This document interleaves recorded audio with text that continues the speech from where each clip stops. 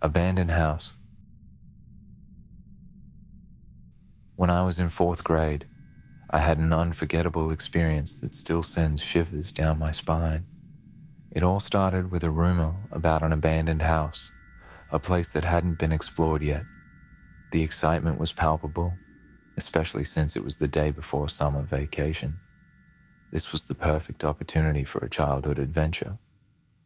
My friends and I, armed with curiosity and a sense of daring, decided to explore this mysterious place. I invited a group of friends, even those I wasn't particularly close to, and we set off to explore the abandoned house. Little did I know that this trip would leave such a lasting impact on me that even at 27, I can't bring myself to go near abandoned buildings. By the time all 8 of us had gathered, the sky was already turning orange. We lined up like soldiers, excited and eager. My friend, who had heard about the house, led the way. The journey was filled with laughter and anticipation. We felt like explorers, setting off on a grand expedition, ready to uncover hidden secrets and forgotten tales. When we arrived, I felt a twinge of disappointment. The house, hidden in the middle of a forest within a residential area, was not what I had imagined. It looked more like an ordinary home, neat and square, rather than the eerie, dilapidated structure I had envisioned. Nonetheless, we decided to explore. After all, we had come this far, and turning back without even taking a peek inside would have felt like a defeat. The interior of the house was fascinating. It wasn't a typical home, but seemed more like a makeshift laboratory. There were beakers, microscopes, and various scientific equipment scattered around.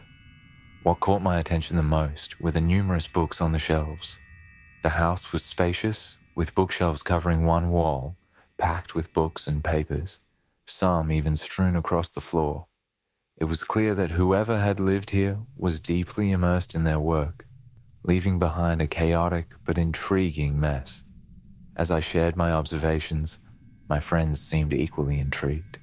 We picked up a book and opened it, and only to be met with a gruesome sight, a photo of a skinned corpse in a river. The room fell silent, and a sense of dread washed over us. This was no ordinary house.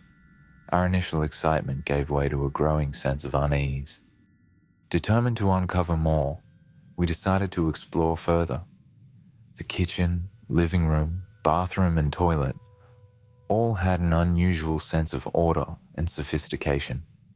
The furniture and decor were meticulously arranged, suggesting that the previous occupant was intelligent and had refined taste. Yet, the incongruity between the elegance of the furnishings and the disturbing images in the book was jarring. However, something felt off. There was no staircase leading to the 2nd floor, neither inside nor outside the house. After a thorough search, we found a passageway blocked by a metal plate where the stairs should have been. This discovery only fueled our curiosity. What could be so important or dangerous upstairs that it warranted such measures? Driven by a mix of fear and excitement, we decided to use a rope ladder to reach the 2nd floor from the outside. Climbing up was easier than expected, but what we found there was unsettling. The windows were covered with newspapers and magazines, painted black to block out any light. It felt as though the house itself was hiding something, not just from us, but from the world outside. Once inside, the atmosphere changed drastically. The corridor was dark and damp, with every gap covered to prevent any light from entering. My friend's earlier words about a crazy doctor echoed in my mind, making me uneasy. The walls were painted black, adorned with disturbing images of women and cut-out faces from photos of corpses. The further we ventured, the more oppressive the atmosphere became. We wanted to leave, but curiosity kept us moving forward. We discovered a room filled with mannequins dressed in provocative underwear, arranged like a forest. This sight was eerie, and it became clear that the occupant had a disturbing obsession. The mannequins, combined with the blackout conditions of the windows, created an unsettling tableau. Just as we decided to leave, we heard a noise. Shining our flashlights, we saw a human figure among the mannequins. Panic set in, and we bolted for the window. I barely made it out, with my friends waiting below, ready to defend us with makeshift weapons. The terror we felt at that moment was palpable, a primal fear that pushed us to move faster than we ever thought possible. We ran to a friend's house and called the police, but when they arrived, the house was empty. The man we saw was never found. Months later, the house was demolished, leaving only an empty lot. The experience left a lasting trauma, and even now, the memory haunts me. The sense of dread and mystery surrounding that house has never fully left me. Years later, I contacted some of my childhood friends to piece together what happened. It turned out that the house belonged to a doctor who had moved away, leaving it abandoned. The man we encountered was a local who had taken over the property, turning it into a bizarre and frightening place. Though he was arrested for trespassing, he returned to the neighborhood, a shadow of his former self. Even now, the words "abandoned house" bring back vivid memories of that fateful day. The adventure that started with innocent curiosity ended up being a terrifying encounter that none of us will ever forget. The more we delved into the history of the house, the more we uncovered about its eerie past. It seemed that the doctor who once lived there had been a brilliant but reclusive individual, known for his groundbreaking medical research. However, after a series of personal tragedies, he withdrew from society, leaving behind a legacy shrouded in mystery and speculation. The man's unauthorized occupation of the house added another layer of strangeness to the story. Neighbors spoke in hushed tones about seeing lights flickering at odd hours and hearing strange noises emanating from within. Some even claimed to have seen shadowy figures moving behind the black tower. Our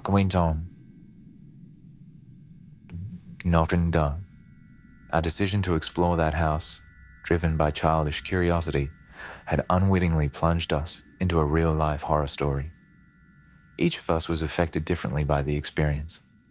Some of my friends refused to speak about it, as if acknowledging it would make the nightmare return. Others, like me, became obsessed with understanding what we had encountered. The police investigation yielded few answers. The man, when found, offered no coherent explanation for his actions. He was known to suffer from severe mental health issues, and his occupation of the house was attributed to his delusions. Yet, there was something about his demeanor and the meticulous nature of the alterations inside the house that suggested a deeper, more disturbing intent. As I grew older, my perspective on that day evolved. What once seemed like a thrilling adventure became a cautionary tale about the dangers of letting curiosity override caution. The house, with its dark corridors and eerie mannequins, served as a grim reminder of the unknown lurking in our world. My attempts to move past the experience led me to delve into local history and folklore. I discovered that our town had a long history of strange occurrences and unexplained events. The abandoned house was just one of many mysteries that had captivated and terrified generations of residents. I often wonder what might have happened if we hadn't ventured inside that house. Would we have remained blissfully ignorant of the darker side of our town's history? Or would we have eventually stumbled upon another mystery, driven by the same insatiable curiosity that led us to the abandoned house? One thing is certain, that day changed us. It bonded us in a way that few experiences can. We shared a secret, a story that set us apart from our peers. We became the keepers of a tale that blurred the lines between reality and nightmare. forever marked by the shadows of that abandoned house. To this day, I occasionally drive by the empty lot where the house once stood. The land has remained undeveloped, as if the earth itself remembers the darkness that once resided there. It's a place of stillness and silence, a stark contrast to the chaotic energy we felt during our exploration. In the end, our story is a testament to the power of curiosity and the human desire to seek out the unknown. It's a reminder that some mysteries are better left unsolved, and that the past can cast long shadows over the present. We were children seeking adventure, but we found something far more profound and unsettling. The abandoned house taught us a valuable lesson about the nature of fear and the unknown. It showed us that the world is full of hidden depths, and that beneath the surface of everyday life lies a realm of secrets awaiting to be discovered. As adults, we carry the memory of that day with us, a reminder of the fragile boundary between the familiar and the terrifying.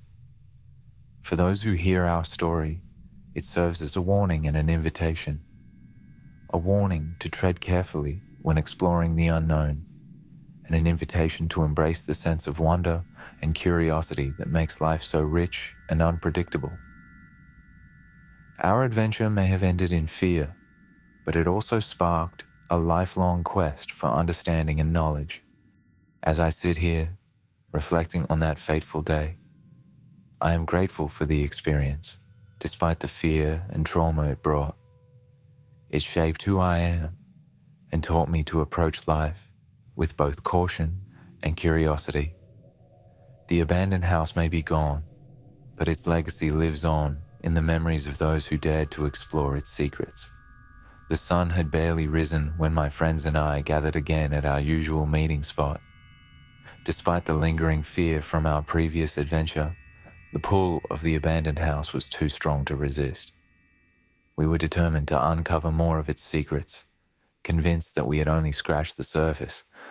This time, we came better prepared, armed with flashlights, ropes, and even a few makeshift weapons. We were ready to face whatever awaited us inside.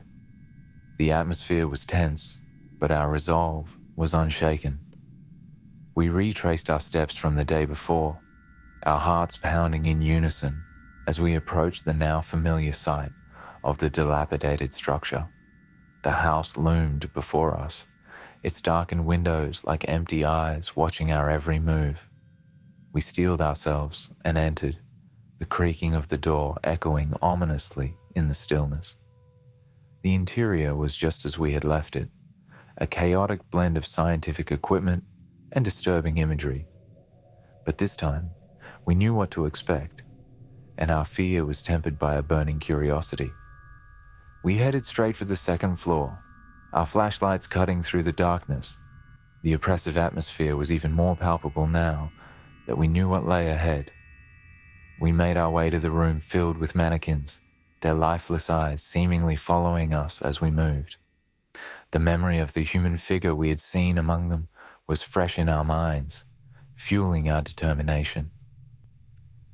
As we explored further, we found more evidence of the previous occupants' disturbing activities. There were journals filled with incomprehensible notes, diagrams of human anatomy, and more photos of corpses. It was clear that this was no ordinary doctor's house. The occupant had been conducting experiments of a dark and twisted nature, driven by an obsession that bordered on madness. We stumbled upon a hidden compartment behind one of the bookshelves, revealing a staircase leading to a basement we hadn't known existed. Our hearts raced as we descended into the unknown, the air growing colder and more oppressive with each step. The basement was a labyrinth of narrow corridors and dimly lit rooms, each filled with more unsettling sights. In one room, we found a collection of preserved specimens, their glass jars lining the shelves like grotesque trophies. Another room contained a makeshift operating table, complete with rusty surgical instruments and blood-stained sheets. The air was thick with the scent of decay, and our flashlights flickered ominously, casting eerie shadows on the walls. Our exploration was cut short by the sound of footsteps echoing through the basement. We froze, our breaths catching in our throats as we listened. The footsteps grew louder, closer, and we realized with a jolt of terror that we were not alone. We scrambled to find an exit, our hearts pounding in our chests as we fled through the darkened corridors. We burst out of the basement and into the open air, our lungs burning from the exertion. We didn't stop running until we were far from the house, collapsing in a heap of adrenaline and fear. The experience had left us shaken, but it also solidified our bond as a group. We had faced our fears together and emerged stronger for it. In the days that followed, we shared our findings with the authorities, who launched a more thorough investigation into the house and its previous occupant. The man was eventually apprehended and committed to a psychiatric facility, his dark deeds brought to light. The house was demolished and the land was left to nature, a silent testament to the horrors that had once transpired there. As we grew older, the memory of the abandoned house faded, but the lessons we learned remained. We understood the dangers of unchecked curiosity and the importance of caution when exploring the unknown. Our adventure had been a formative experience, shaping us into the adults we would become. We remained close friends, our bond forged in the crucible of that terrifying day. We often reminisced about our childhood adventures, the abandoned house becoming a legend in our shared history. It was a story we would pass down to our children, a cautionary tale about the thin veil that separates the mundane from the macabre. Years later, I returned to the site of the abandoned house, now overgrown with trees and wildflowers. The land was quiet, the ghosts of the past laid to rest. I stood there for a moment, reflecting on the journey that had begun with a simple rumor and ended with a profound understanding of the darker side of human nature. The adventure had changed us, but it had also given us a deeper appreciation for the mysteries of the world. We had learned to approach life with a balance of curiosity and caution, never forgetting the lessons we had gleaned from that fateful day. The abandoned house was gone, but its legacy lived on in the hearts and minds of those who had dared to explore its secrets.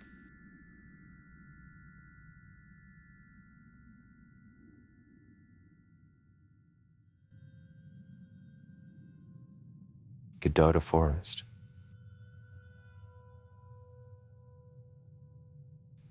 It was the summer vacation of my 6th year in elementary school when my friends H and T and I decided to explore the mysterious Kadota Forest. We often played there, jumping off cliffs and hanging from tree branches, pretending to be adventurers. This forest held an eerie allure, especially because of an abandoned house hidden deep within. One sunny afternoon, H suggested we visit that very house.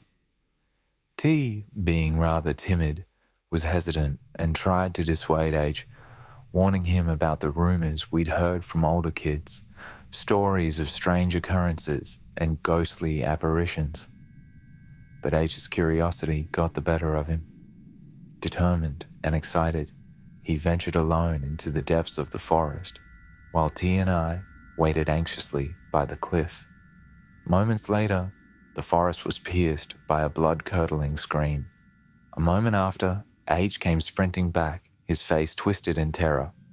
His usually confident demeanor was replaced with a wild, panicked expression, and there was a strange, almost beast-like aura about him. His left cheek was smeared with blood, and his eyes were wide with fear. T and I, spurred by a mix of fear and concern, followed H as he ran without stopping. We ended up in the grounds of a nearby temple. As we caught our breath, T noticed the blood on H's face and asked what had happened. H, still panting and visibly shaken, took a moment to gather himself before recounting his horrifying experience. H had approached the dilapidated house, its broken windows and crumbling walls adding to its sinister atmosphere. Despite the eerie feeling that gripped him, he summoned his courage and reached for the sliding door. Just then, an old woman, possibly in her 70s, emerged from the shadows, grabbing his wrist with surprising strength. H was speechless with shock, but before he could react, an old man, equally aged, appeared, demanding to know what he was doing there. The old man held a knife, and his voice was filled with menace. H, terrified, stammered out apologies, but the old woman refused to release him. The old man, with a sudden burst of violence, slapped H hard across the face. That slap seemed to snap H out of his paralysis, and with a desperate burst of energy, he shook off the old woman's grip and fled, dragging T along with him. The next day at school, H recounted the ordeal to our close-knit group, which included Y.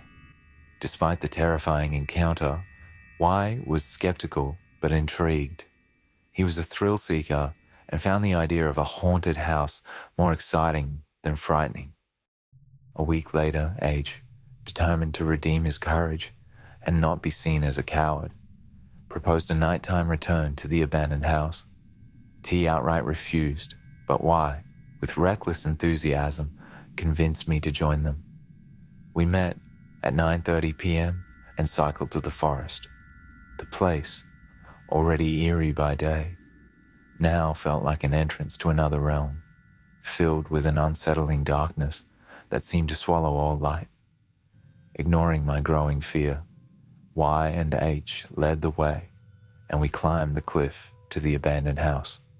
The moonless night made it hard to see, and every step felt like we were intruding into forbidden territory. As we approached the house, its ominous silhouette loomed before us, more menacing than I had remembered.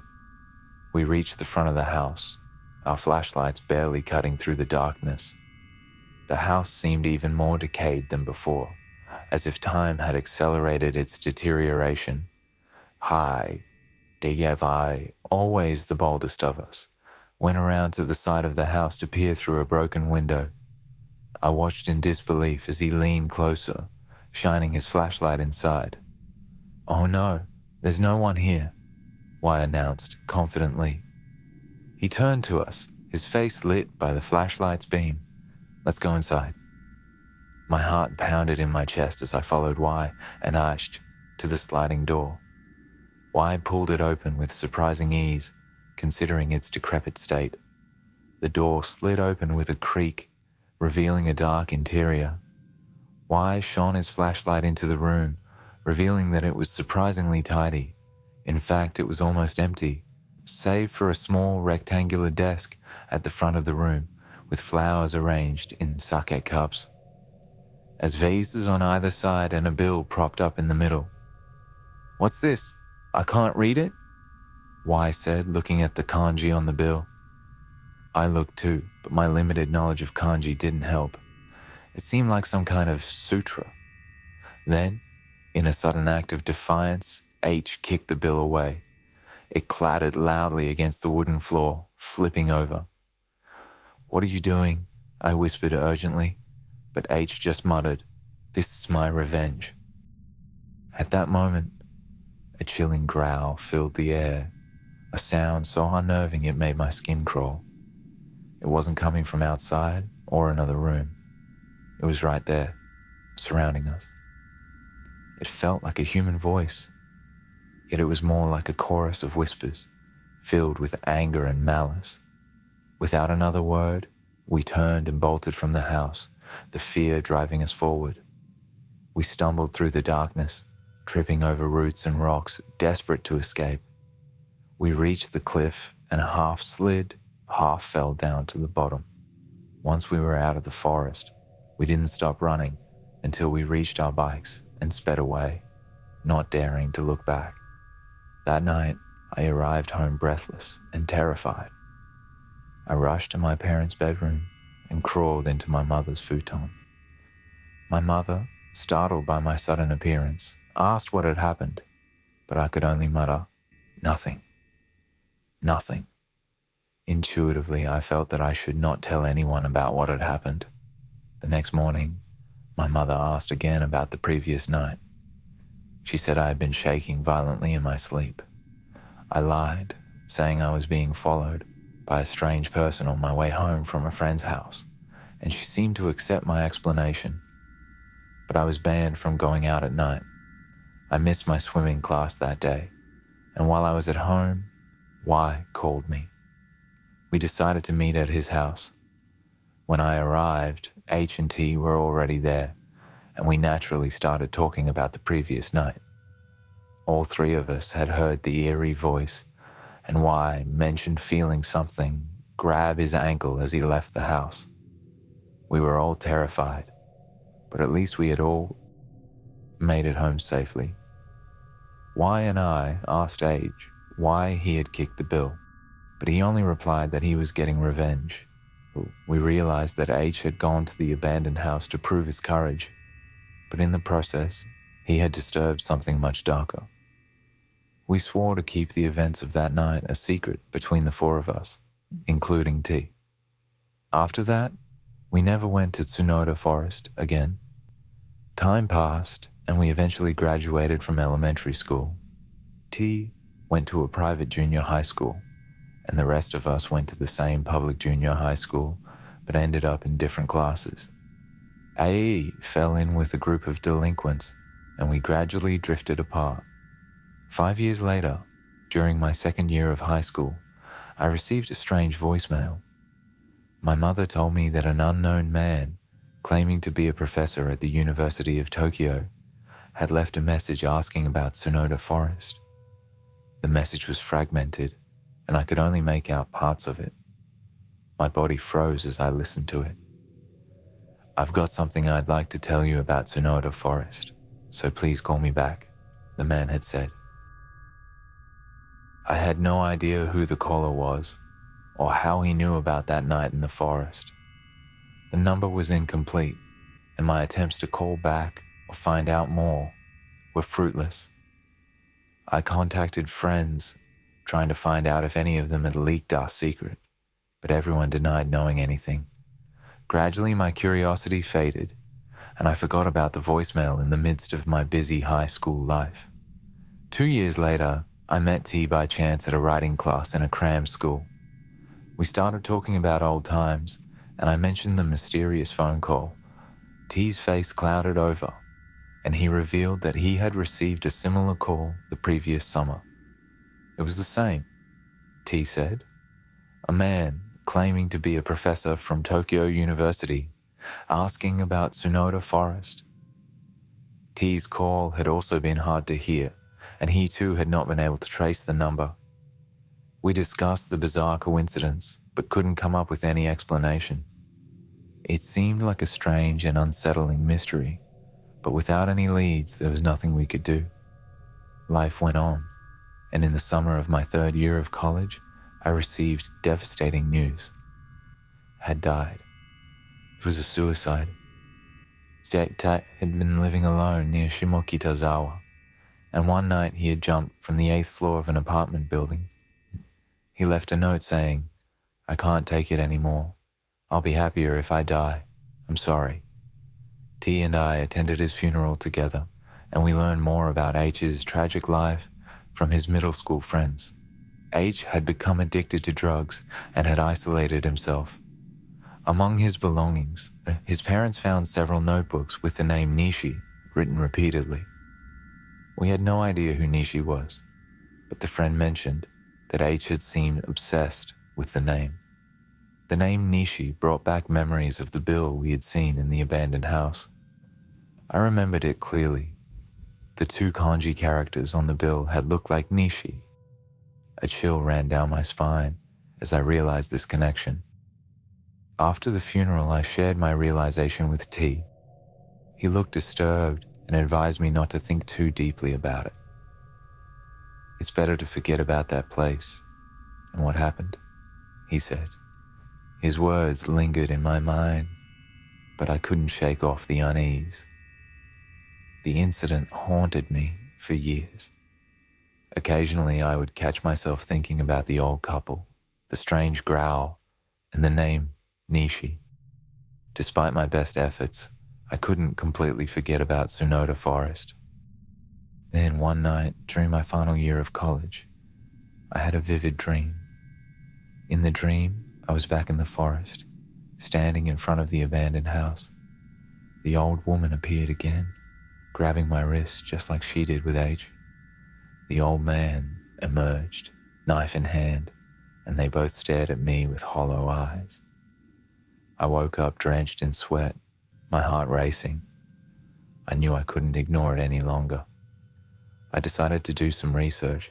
I spent days in the library, going through old newspapers and records, looking for any information about the abandoned house in the forest.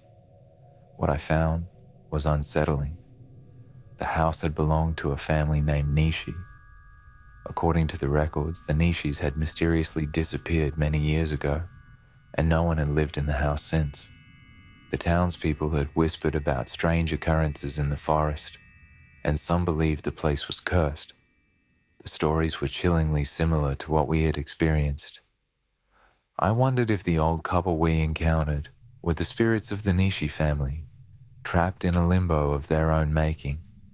As I delved deeper, I came across an old journal written by a man named Professor Takeda, who had conducted paranormal investigations. He mentioned the abandoned house in Kadota Forest and described a ritual he believed the Nishis had performed to communicate with the spirits. The journal hinted at the presence of something dark and malevolent that had been summoned during the ritual. The more I read, the clearer it became that our encounter had not been a coincidence. We had stumbled upon something ancient and sinister. I contacted T and shared my findings with him. He was reluctant to revisit the past, but agreed that we needed to understand what had happened. Together, we decided to visit the forest one last time. We needed closure, and we hoped to put the spirits to rest.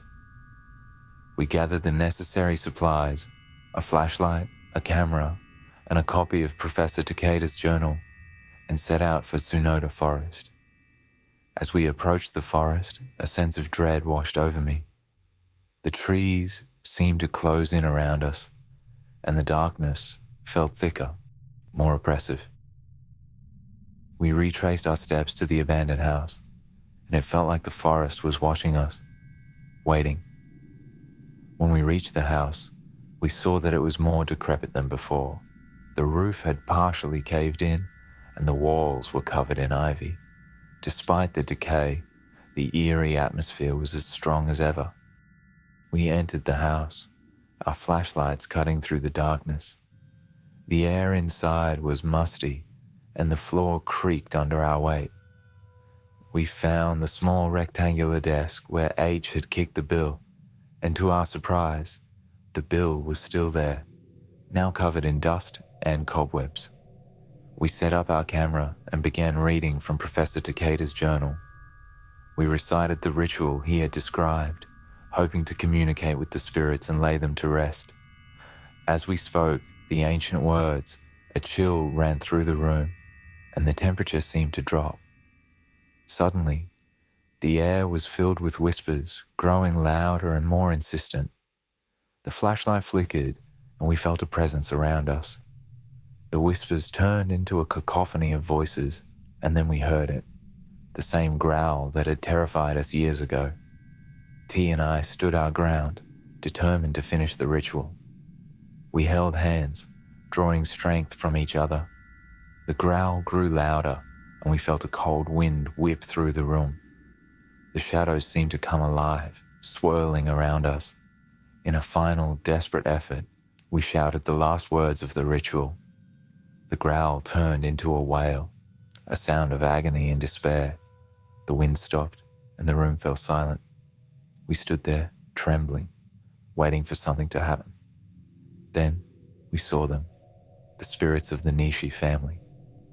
They appeared before us, translucent and ethereal. The old woman, the old man, and a young girl. They looked at us with sad eyes, and then they slowly began to fade away, dissolving into the air. As the last of the spirits disappeared, a sense of peace settled over the house. The oppressive atmosphere lifted, and the forest outside seemed to breathe a sigh of relief. We had done it. We had put the spirits to rest. T and I left the forest, feeling a weight lifted from our shoulders. We had faced our fears and found closure. The haunted memories of that summer had been laid to rest, just like the spirits of the Nishi family. Years later, I would occasionally think back to that summer and the adventure in Kadota Forest. It had changed us, made us grow in ways we hadn't expected. The experience had bonded T and me, and we remained close friends, often reminiscing about our childhood and the mysteries we had unraveled. The abandoned house in Kadota Forest eventually collapsed, swallowed by the forest. The stories of the haunted house became local legends, whispered among the townspeople but never fully believed. But T and I knew the truth. We had lived it, and we carried the memories with us. It was a chapter in our lives that had defined us, a story of bravery, fear, and ultimately, redemption. And so, the tale of Kadota Forest and the haunted house became a part of us, a testament to the power of friendship and the courage to face the unknown. We had ventured into the darkness and emerged stronger, wiser, and forever changed.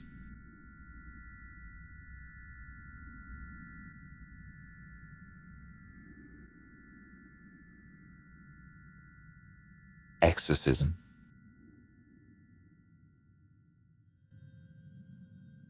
I wasn't exactly bullied at Jaurès High School, but he was often teased.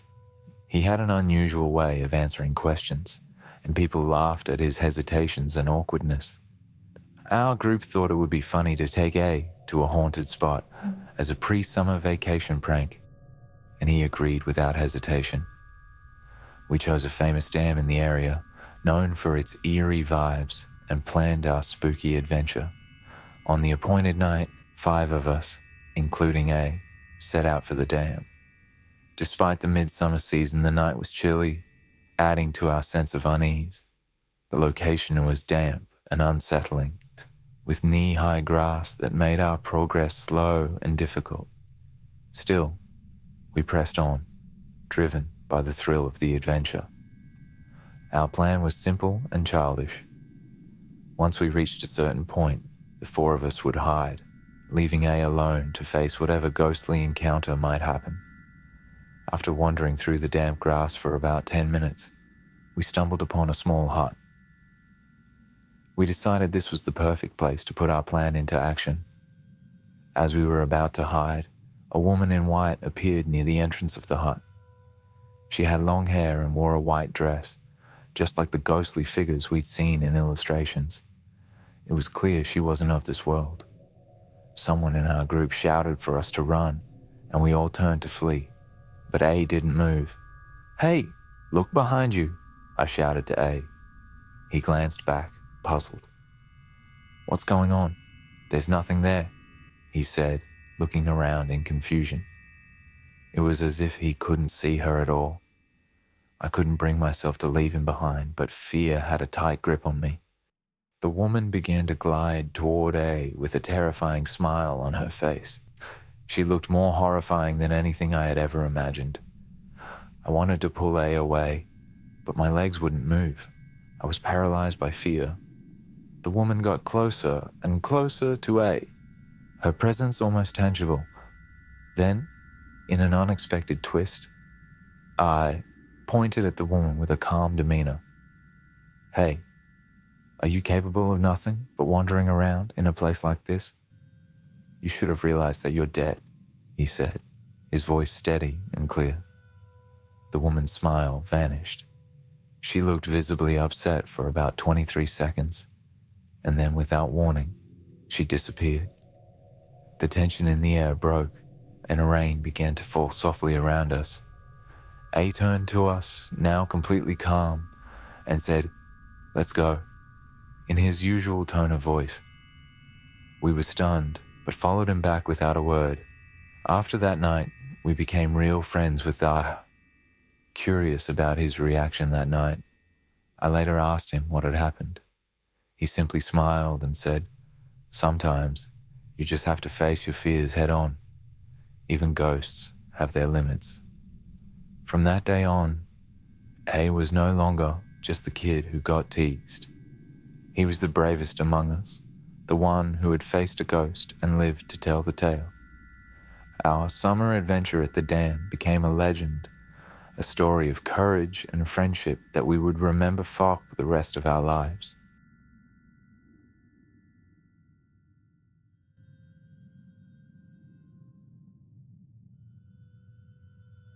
Hide and seek.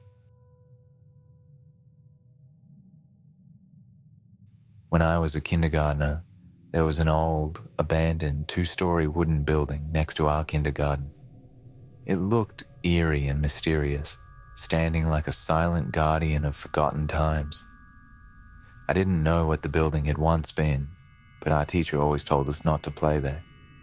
Naturally, being curious kids, we ignored those warnings and used the old house as our personal playground for hide and seek almost every day. One warm afternoon, we decided to play hide and seek again, with our corners it. He stayed outside to count, while the rest of us scurried inside to find hiding spots. The thrill of the forbidden added an extra layer of excitement to our game. I found a perfect hiding place between an upright piano and a stack of cardboard boxes in a room on the second floor. The space was cramped and dusty, but it provided excellent cover. After a while, I heard footsteps climbing the creaky wooden stairs to the second floor. The sound echoed through the empty building, amplifying my heartbeat. The footsteps moved away from my room and towards the opposite side. Holding my breath, I listened intently as the footsteps approached.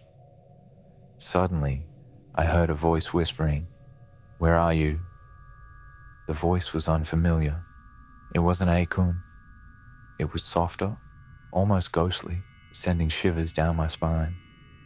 But since our rule was that anyone joining mid-game had to be it, I assumed someone else had taken over for Akun. The voice kept whispering, "Where are you?" as it moved around the room. The sound of it, so close yet so alien, made my skin crawl. Eventually the footsteps faded and the voice disappeared without finding me. Some time passed, and then I heard Akun shouting from downstairs, "Hey, Bikun, I'm giving up. Come out." Excited to have won, I climbed down to the first floor. Just inside the entrance, Akun and some other friends were standing there, looking confused and a bit scared. "Akun, I thought the second floor was off limits today," I asked, puzzled. "Sometimes when there were fewer players, we'd restrict our game to just the first floor." Akun looked surprised. "Yeah, we did. That's why we didn't find you. But I've been it the whole time. I didn't change places with anyone." A chill ran down my spine. If Akun had been it the entire time, then who or what had been upstairs with me? I quickly recounted what I had heard, and everyone exchanged uneasy glances. Just then, we heard a voice calling from a hidden space under the hallway.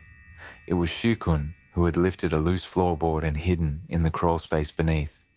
"Wow, he was hiding in a place like that," we all exclaimed, our previous fear momentarily forgotten. But then Shikun came running over, pointing back at his hiding spot and screaming, "What's that?" Curious and a bit scared, we all cautiously approached the hole in the floor. We shined a flashlight into the pitch-black space and saw something that sent chills down our spines. A pile of tiny right hands, each about 3 centimeters in size, from small dolls.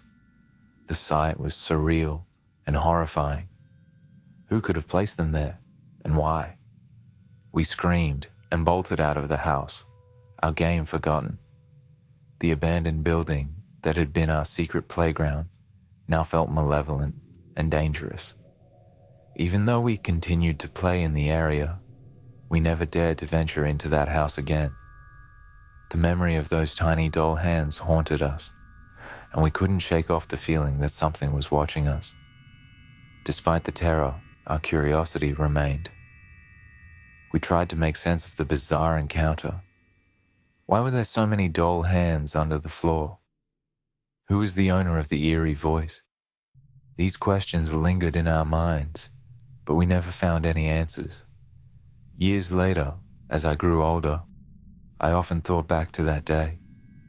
The memory of the abandoned house and the ghostly voice stayed with me, a puzzle that I could never solve. I even asked my parents and older neighbors about the house, hoping to uncover some history or legend that might explain our experience. But no one knew much about it, and the few stories I heard were vague and filled with speculation. Eventually, the old house was torn down to make way for new construction. The land where it stood became a playground for a new generation of children who would never know about the mysteries it once held. Yet, for those of us who had experienced its eerie presence, the memory would remain a ghostly whisper in the back of our minds. Looking back, I often wondered if the voice saying, "Where are you?" was somehow connected to the doll hands. Was it the spirit of a child who had once played with those dolls? Or something darker? The thought gave me chills, but I also felt a strange sense of nostalgia for those days of innocent adventure and the bond it created among us. Now, as an adult, I sometimes share the story with friends, watching their reactions as they hear about the mysterious hide-and-seek game and the creepy discoveries we made. It never fails to capture their imagination, sparking conversations about childhood fears, ghost stories, and the unexplained.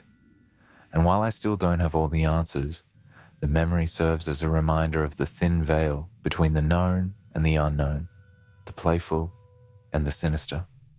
In the end, our game of hide-and-seek was more than just a childhood adventure.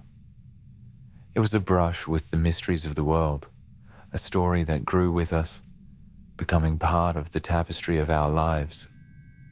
And though the house is gone, its legacy lives on in our memories, a ghostly chapter in the story of our youth.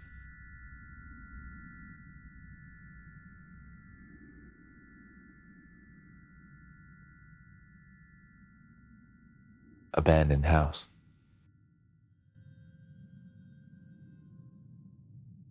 This happened when I was in junior high school.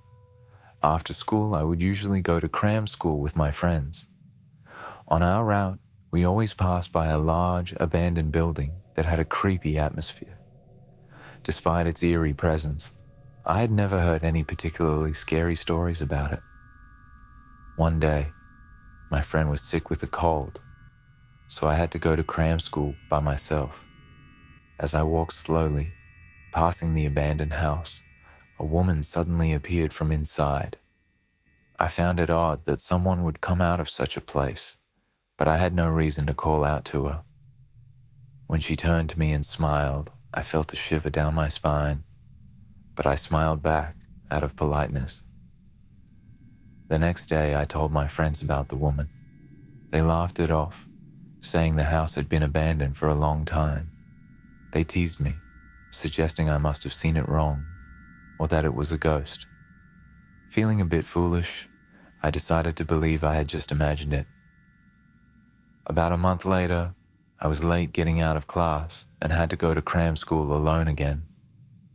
This time, another friend had forgotten something, so I needed to return it to the cram school, meaning I had to take the same road again. Sure enough, as I passed the abandoned house, I saw the woman again.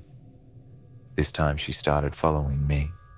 I had to make several turns to get to my friend's house, but she kept pace, always about 10 meters behind, and smiling that unsettling smile. I wanted to tell her to stop following me, but since she might have just been leaving when I passed, I didn't say anything. After talking with my friend for about 30 minutes, I left to go to cram school. To my horror, the woman was waiting outside, still smiling at me. Terrified, I ran, but she continued to follow me, walking slowly about 10 meters behind. It didn't matter how fast I ran, she never seemed to fall back further. My heart raced with fear and confusion. By the time I reached the main street, I glanced back once more. She was still there, maintaining the same distance. But as soon as I reached the busy area, she stopped following me and disappeared into the crowd. Later, when I thought back on the encounter, a chilling realization struck me. The woman's face looked a lot like mine. The similarity was uncanny and left me wondering if I had encountered something far more sinister than a simple ghost.